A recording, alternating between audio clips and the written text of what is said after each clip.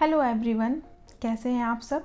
आशा करती हूँ आप सब बहुत अच्छे से होंगे, बहुत खुशहाल होंगे और दशहरा की आप सबको बहुत बहुत शुभकामनाएं। Happy Dussehra everyone. तो बस आज है महाअष्टमी और मैं लगी हुई थी कन्या पूजन की तैयारियों में। तो आपको तो देख के अंदाज़ा लग ही गया होगा। ये देखिए मेरी छोटी सी क्यूट सी माता। तो बस ये मैं उसी की तैयारियों में लगी हुई थी और मैंने भोग के लिए खीर भी बना लिया था। और मैं अपने हाथों से इस दिन खीर बनाती हूँ, बाकी चीज़ें मैं बाहर से मंगवा लेती हूँ क्योंकि वो पूरी चना और हलवा वगैरह के लिए थोड़ा टाइम भी कम पड़ता है और फास्टिंग के कारण मैं उतना बना नहीं पाती हूँ एक्चुअली। तो थोड़ी चीज़ें मैं बाहर से मंगवा लेती हूँ, थोड़ी मैं घर में कर लेती हूँ। इस तरह से ही मैं हर एक साल ही कन्या पूजन करती हूँ। और इस टाइम तक मेरी सारी तैयारियाँ ऑलमोस्ट रेडी हो चुकी थी। और साथ ही देखिए इन बच्चों की क्यूट सी मस्ती। एक तो होता है ना कि सबकी गैदरिंग हो गई थी एक अच्छी खासी कन्या पूजन के नाम पे। इन लोगों ने बहुत मस्ती करा उस दिन और मुझे भी देख के अच्छा लग रहा था कि मतलब घर बिल्कुल भरा भरा सा इन कन्याओं की वजह से लग रहा था।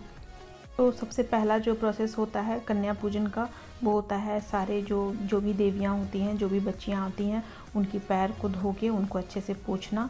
तो मैं बस वही कर रही थी और मेरी जो एक फ्रेंड है वो मेरी हेल्प कर रही थी। सारे बच्चे को एक होता है ना बैठने में एक जगह, कि बच्चे की जगह बैठते नहीं हैं अच्छे से। तो इन सब के पैर धुलाई के बाद मैं इनको ये आलता लगा रही हूँ। तो आलता बहुत शुभ माना जाता है। कहते हैं ना कि माता के जो पैर होते हैं हमेशा आलते भरे रहते हैं। तो इसलिए सबसे पहले कन्या पूजन के दिन पैर को धोने के बाद, पोंछने के बाद इसको आलते से इन पैरों को ज़रूर ही भरना चाहिए। ये बहुत शुभ माना जाता है। और देखिए इन लोगों के पैर को देख के आपको अंदाज़ा लग रहा होगा कि इन लोगों को भी बहुत इंटरेस्ट आ रहा था। बिल्कुल वो रेड हो रहे थे ना इनके पैर। बहुत अच्छे से सारे बच्चों ने आलता लगवाए। किसी ने भी होता है ना, एक बार भी ना नुकर नहीं, कुछ भी नहीं, बहुत अच्छे से इन लोगों ने आलता लगवाया। और बच्चे को ऐसे कभी कभी ये सब चीज़ें करो ना तो उन्हें बहुत भाती है। तो मुझे भी करना बहुत, इनके क्यूट से पैर में ऐसे आलता भरना मुझे भी बहुत मज़ा आ रहा था।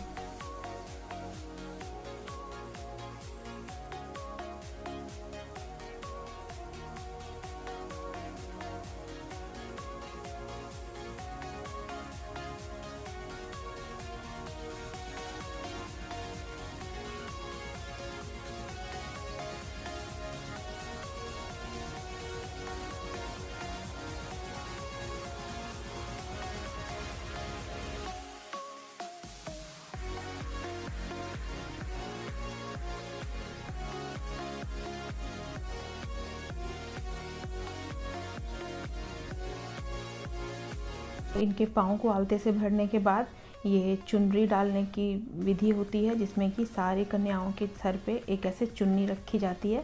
जैसे हम माता रानी की पूजा करते हैं ना, सेम प्रोसेस से इन कन्याओं की भी पूजन की जाती है। अष्टमी या नवमी के दिन, जिस भी दिन आप कर सकते हैं, अष्टमी या नवमी को ये पूजा होती है। तो बस सबके सर के ऊपर मैंने इस तरह से चुन्नी डाल दी गई। हालांकि बच्चे के ऊपर रह नहीं रहा था, सब कभी ना कभी किसी न किसी का चुन्नी बार बार खिसक जा रहा था।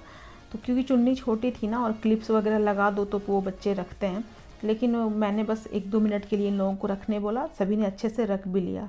उसके बाद चुन्नर डालने के बाद मैं यहाँ थाली आरती की रेडी कर रही हूँ, जिसमें कि अक्षत, दिया और फूल वगैरह सब मैंने अच्छे से रख लिया। तो बस अब मैं करूँगी कन्या पूजन। तो ये सामने इस तरह से चंदन, अक्षत और रोली से कुमकुम लगा के इनकी ऐसे पूजा करो ना, तो सच में मतलब दिल को बहुत तसल्ली और बहुत सुकून दे जाती है ये चीज़ें। बिल्कुल आपको होता है ना, लगता है कि चलो देवी सामने हो और हम उनकी पूजा कर रहे हैं। बहुत मतलब अच्छा लगता है ये करके। तो बस सब सारे ही कन्याओं की मैंने ऐसे ही आरती उतारी, सबको टीका लगाया, फूल से सबकी पूजा करी। कुछ इस तरह से हमारा कन्या पूजन हो रहा था।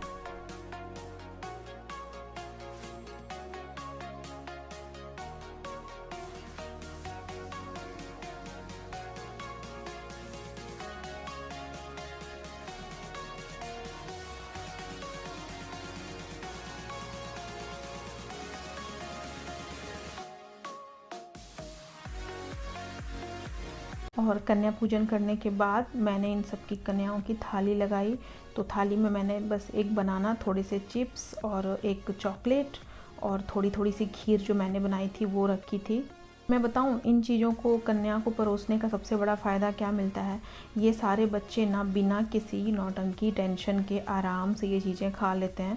एक होता है ना कि पूरी वगैरह खाने में बच्चे कभी ना नुकर करते हैं, अच्छे से खाते नहीं हैं, तो फिर अपने को भी अच्छा नहीं लगता ना कि अरे मैंने बनाई और इन लोगों ने अच्छे से खाया नहीं। लेकिन ये चीज़ें ऐसी प्लेट में रहती हैं ना तो बच्चे सारा ही फिनिश कर देते हैं, क्योंकि फ्रूट्स और चॉकलेट्स और चिप्स तो लगभग सारे ही बच्चों को बहुत पसंद होता है। तो मैं हमेशा से ऐसे ही करती हूँ, घर में कब ऐसे खीर बना लेती हूँ भोग के लिए, और साथ में मैं ऐसे प्लेट्स लगा देती हूँ जिसमें कि कुछ बाहर की चीज़ें रख देती हूँ, तो ये लोग भी बहुत आराम से खा लेते हैं।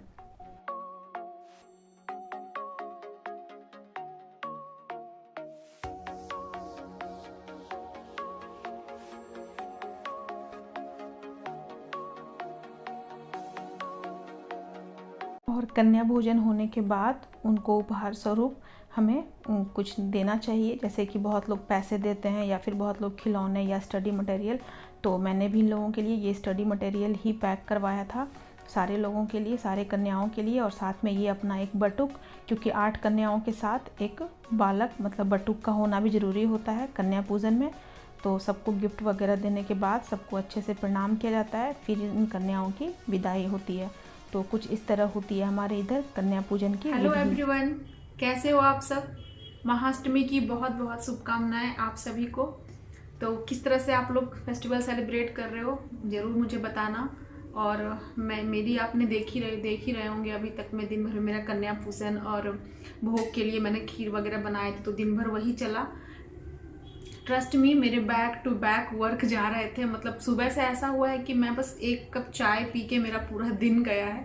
आज इतना हैक्टिक शेड्यूल था, साथ में युवानी के बर्थडे का ब्लॉग का एडिटिंग भी चल रही थी और उसकी वॉइस ओवर भी हुई है। और फिर अभी मैं देन कन्या पूजन के बाद का जो भी होता है ना रिचुअल्स, वो सब करने के बाद अभी मैं रेडी हुई हूँ, पूजा पंडाल में जा रही हूँ दुर्गा माता के दर्शन के लिए। और आज के दिन ना मतलब जो भी लड़कियां या औरतें होती हैं वो माता का खोइचा मतलब ओटी जिसको बोलते हैं वो भी भरती हैं। तो वो किस तरह से हमारे में क्या क्या रिचुअल्स होता है वो मैं आपके साथ ज़रूर शेयर करूँगी। तो पंडाल जाने के लिए मैं बिल्कुल रेडी हो चुकी हूँ, और किस तरह से माता की ओटी मतलब खोइचा भरा जाता है वो सब भी मैं आप देखिएगा, और आप लोग किस तरह से पूजा करती हैं या करते हैं तो मेरे साथ ज़रूर शेयर कीजिएगा। तो कुछ इस तरह से हमारा दशहरा बीत रहा है। बिल्कुल होता है ना, क्योंकि अकेली पड़ जाती हूँ सारा कुछ संभालना, कन्या पूजन भोग प्रसाद। तो मुझे पता है ये तो घर घर की चीज़ है, पर मेरे साथ कैसा है कि युवानी फैमिली और ये सब करने में थोड़ी थकान ज़्यादा हो जाती है, और फास्टिंग की वजह से ऑलरेडी हालत बहुत ख़राब रहती है। तो रोज़ाना कैसा रहता है कि दाल राइस वगैरह मैं खा लेती हूँ शाम को, तो वो एनर्जी आ जाती है। लेकिन युवानी के बर्थडे के कारण कल भी रात में कुछ खाना सही से मेरा हो नहीं पाया, और आज अष्टमी है तो अष्टमी के दिन टोटली फ्रूट्स पे ही रहना होता है, और वो भी एक टाइम ही मैं खाती हूँ। तो पंडाल से जब रिटर्न आऊँगी उसके बाद साबूदाना वगैरह खाऊँगी, तो वही रहेगा आज का हमारा, बस वही है फ़िलहाल में। तो चलिए देखते हैं। तो मैं निकल गई थी पूजा के पंडाल के लिए, दुर्गा माता के दर्शन के लिए, और खोइचा भरना था, तो उसका सामान वगैरह भी मैंने सभी इस बैग में रख लिया था। और बस बिल्डिंग के पास ही है हमारी दुर्गा माता की जो पंडाल बनी है ना वो। और फ्रेंड्स, आप लोगों से मुझे एक बहुत ज़रूरी बात करनी थी। आज फ्राइडे था, मतलब जिस दिन मैं वॉइस ओवर कर रही हूँ इस वीडियो की, तो आज के दिन आप लोगों को कोई भी वीडियो नहीं मिली। उसके लिए I am so sorry, because Ashtami की पूजा के बाद जब मैं पंडाल से घर आई मेरी तबीयत थोड़ी ख़राब हो गई थी, जिस कारण से नेक्स्ट डे का नौमी का कुछ भी शूट नहीं हो पाया। I am extremely sorry. इसलिए ये कन्या पूजन की वीडियो जाने में थोड़ी डिले हो गई, और ये आप लोगों को सैटरडे को मिलेगी। होपफुली आप लोग समझ पाए होंगे। तो ये चल रही थी मेरी खोइचा भरने की रस्म, जिसमें कि एक लाल कपड़े पे चूनर लगाते हैं, और चूनर पे अपनी मुट्ठी से, बहुत लोग 5 मुट्ठी, बहुत लोग 7 मुट्ठी, तो मुझे मम्मी ने जैसा बताया है मैं 7 मुट्ठी से हमेशा से खोइचा भरती हूँ। तो 7 मुट्ठी चावल होती है, और सुहाग का सामान, और 7 तरह के फल, पान, सुपारी, तो ये सब चीज़ें होती हैं खोइचा भरने में। इन सब में पैसे भी जितना पॉसिबल हो हम रखते हैं, या जिनका जितना हो वो रख सकते हैं। और इनको अच्छे से, इनकी एक पोटली, जैसे बेटी विदाई वगैरह में हम कैसे वो पोटली बनाते हैं ना खोइचे की, जस्ट लाइक उसी तरह से इनकी भी अच्छे से पोटली बना के माता के चरणों में ये अर्पित की जाती है। ये मतलब शादी के बाद से हर मतलब गर्ल को ये रिचुअल्स करना होता है। तो तो मैं भी अपने वेडिंग के मुझे लग रहा है कि 2-3 साल बाद मैंने ये स्टार्ट किया था खोइचा भरना।